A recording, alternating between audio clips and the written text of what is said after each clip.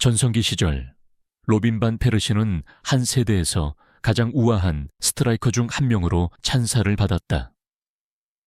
프리미어리그 득점왕, 세계적인 마무리 능력을 지닌 공격수, 그리고 네덜란드를 월드컵 결승으로 이끈 주장으로서 그는 종종 축구의 조용한 예술가로 불렸다. 그러나 아름다운 발리슛과 상징적인 골 뒤에는 침묵과 원망, 그리고 끝내 완전히 아물지 않은 상처로 형성된 커리어가 숨어 있었다. 깨진 약속들, 속삭이듯 이루어진 배신들, 그리고 타르실 안에서 신뢰가 사라졌던 순간들이 있었다. 그리고 이제 45세가 된 로빈 반 페르시는 자신의 인생에 가장 깊은 상처를 남긴 5개의 이름을 마침내 공개할 준비가 되었다. 수년 동안 반 페르시는 논란을 피했다. 다른 이들이 인터뷰나 회고록에서 분노를 터뜨릴 때 그는 절제를 택하며 어려운 질문에도 공손한 미소와 신중하게 고른 말로 답했다. 그러나 시간은 관점을 바꾼다.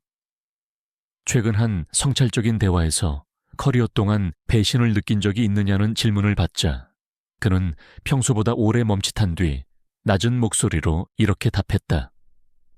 사람들이 생각하는 것보다 훨씬 더 자주요. 그와 가까운 이들에 따르면 그 순간이 바로 그가 판단에 대한 두려움 없이 처음으로 과거를 돌아보도록 자신에게 허락한 때였다. 이어진 일은 예상 밖이었다. 분노 속에 외쳐진 비난이 아니라 서로 다른 방식으로 자신을 가장 깊이 상처 입힌 남자들의 이름을 차분히 밝히겠다는 결정이었다. 이것은 복수가 아니다. 기억이다. 5위. 아르센 벵거, 로빈 반 페르시에게 아르센 벵거는 단순한 감독 그 이상이었다. 그는 부상이 커리어를 망칠 위기에 놓였을 때 반 페르시를 믿어준 사람이었고 거친 재능을 경기장에서의 우아함과 지적인 플레이로 바꿔놓은 설계자였다. 그러나 역설적으로 벵거는 반 페르시가 끝내 완전히 치유하지 못한 첫 번째 깊은 상처가 되기도 했다. 아스널에서의 마지막 시즌들 동안 반 페르시는 점점 커져가는 감정적 거리감을 느끼기 시작했다. 구단의 미래에 대한 회의는 갈수록 추상적으로 느껴졌다. 유럽 최정상과 경쟁하기 위한 구체적인 계획과 야망에 대해 질문했을 때 돌아온 답변은 단호함보다는 철학에 가까웠다. 벵거는 젊음, 인내, 지속 가능성에 대해 이야기했다. 반 페르시는 그 말을 들었지만 내면에서는 좌절감이 커져갔다. 특히 한순간이 두드러졌다. 또 한 번의 힘겨운 시즌 동안 아스널을 이끌고 난 뒤 반 페르시는 직접적인 질문을 던졌다고 전해진다. 지금 정말로 우승을 노리고 있는 건가요? 벵거는 잠시 멈춰 미소를 지은 뒤 차분하게 답했다. 과정을 믿어야 합니다. 반 페르시에게 그 대답은 항복처럼 들렸다. 그는 공개적으로는 존중받고 심지어 칭찬받는다고 느꼈지만 승리에 대한 갈망에 있어서는 사적으로 지지받지 못하고 있다고 느꼈다. 그를 가장 아프게 한 것은 비판이 아니라 망설임이었다. 믿음에는 한계가 있다는 느낌, 충성은 조건부라는 느낌, 그리고 야망이 더 이상 자신의 것과 맞지 않는다는 느낌이었다. 벵거는 구단의 미래를 보호하고 있었던 것일까? 아니면 조용히 자신의 리더를 떠나보내고 있었던 것일까? 4위, 세스크 파브레가스. 세스크 파브레가스는 로빈 반 페르시에게 단순한 동료 그 이상이었다. 그는 함께 싸워온 투쟁의 상징이었다. 두 사람은 아스널을 이끌며 아슬아슬한 실패들, 허망한 출발들, 그리고 이루어지지 않은 약속들로 가득 찬 시즌들을 함께 지나왔다. 그들은 크게 꿈꾸었지만 조용히 승리하는 팀의 리더들이었다. 그러나 그 유대는 성공 앞에서 살아남지 못했다. 파브레가스가 아스널을 떠나 바르셀로나로 돌아갔을 때 반 페르시는 버림받았다고 느꼈지만 이해하려 했다. 그는 고향의 끌림과 트로피의 유혹을 알고 있었다. 그가 예상하지 못했던 것은 자신이 맨체스터 유나이티드로 떠난 뒤 따라온 조용한 판단이었다. 반 페르시에 따르면 그들의 소통은 하룻밤 사이에 달라졌다. 메시지는 답이 없었고 익숙했던 따뜻함은 정중한 거리감으로 바뀌었다. 가장 깊이 베인 순간은 몇 년 뒤 프리미어리그 경기에서 찾아왔다. 킥오프 직전 카메라는 두 사람이 잠시 시선을 교환하는 장면을 포착했다. 미소도 포옹도 없었다. 오직 형식적인 인사뿐이었다. 이후 반 페르시는 우정보다 비난을 느꼈다고 인정했다. 그는 내가 왜 떠났는지 알고 있었어요. 그는 사적으로 말했다. 하지만 나를 위해 말해주지는 않았죠. 그를 아프게 한 것은 공개적인 비판이 아니라 같은 좌절을 공유했던 사람으로부터의 조용한 부정이었다. 한때 야망을 불평하던 사람이 반 페르시가 같은 선택을 했을 때는 이해를 부인했다. 이것은 위선이었을까? 아니면 같은 감옥에서 다른 출구를 선택한 대가였을까? 3위. 알렉스 퍼거슨 경 겉으로 보기에 알렉스 퍼거슨 경은 로빈 반 페르시에게 완벽한 멘토처럼 보였다.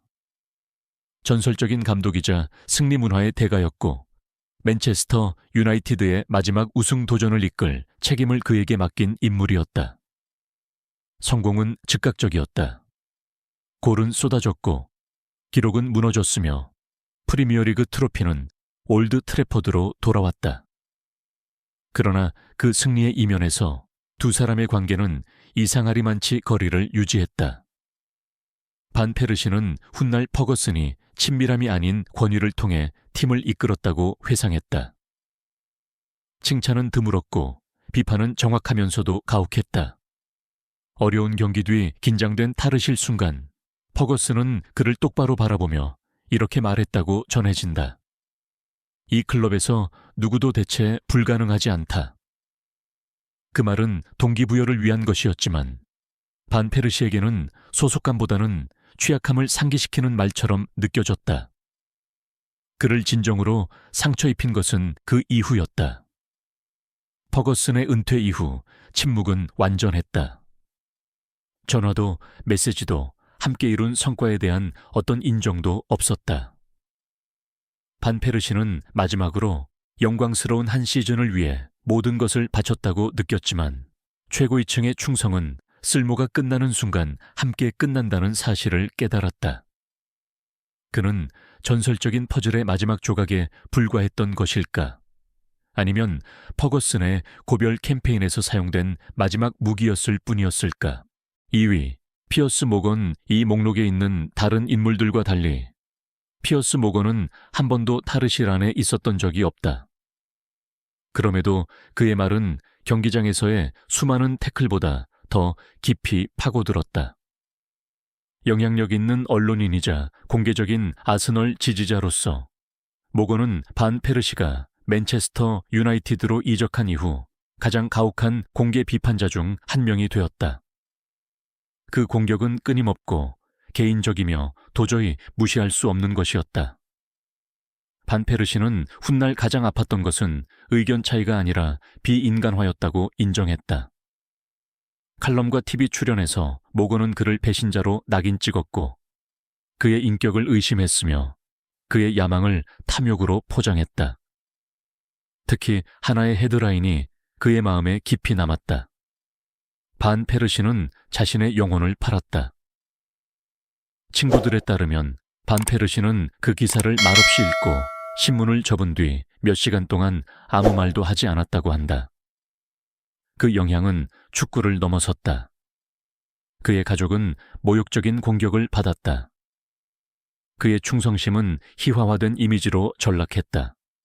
그는 훗날 이렇게 회상했다. 사람들은 내가 인간이라는 사실을 잊었어요. 그저 공격해야 할 상징만 봤죠.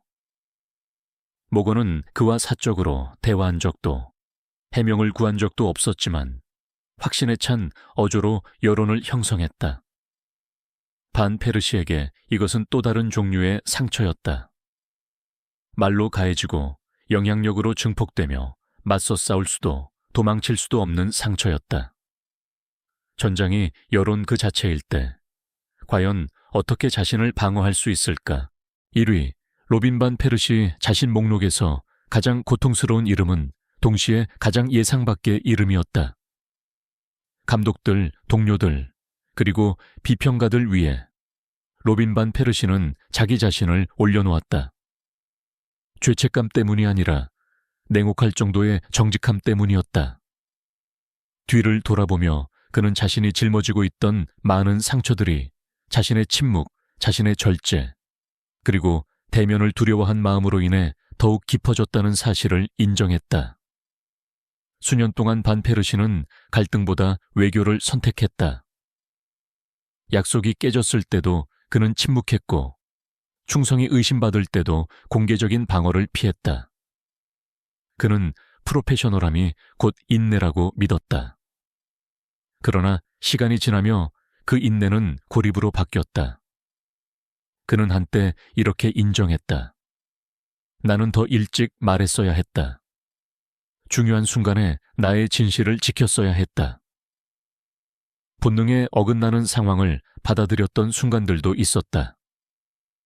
너무 늦게 체결된 계약들, 지나치게 미뤄진 대화들, 타인을 존중한다는 이유로 미뤄졌지만 결국 자신을 희생시킨 결정들. 그는 부담을 나누지 않은 채 기대의 무게를 홀로 짊어졌고 침묵이 곧 힘이라고 스스로를 설득했다. 결국 반페르시는 가장 깊은 상처가 배신만으로 생긴 것이 아니라 자기 부정에서 비롯되었다는 사실을 깨달았다. 다른 모든 이들의 이미지를 지키려는 선택을 하면서 그는 자신의 이미지를 파괴하도록 내버려 두었다. 그리고 그 깨달음은 어떤 모욕이나 거절보다도 오래도록 마지막 휘슬이 울린 뒤까지 그와 함께 남았다. 침묵은 정말로 품이었을까? 아니면 그의 커리어에서 가장 값비싼 실수였을까? 이 5개의 이름을 되돌아보면 로빈 반 페르시의 가장 큰 싸움은 결코 축구만의 문제가 아니었음이 분명해진다. 그것은 믿음, 충성, 침묵, 그리고 야망이 치러야 했던 무거운 덱에 관한 이야기였다. 이 목록에 오른 각각의 인물은 서로 다른 형태의 상처를 상징한다. 온기 없는 권위, 디박 없는 우정, 충성 없는 권력, 자비 없는 말, 그리고 마지막으로 자기 보호 없는 절제. 이 모든 것은 수백만 명에게 존경받았지만 극소수만이 이해했던 한 커리어를 만들어냈다.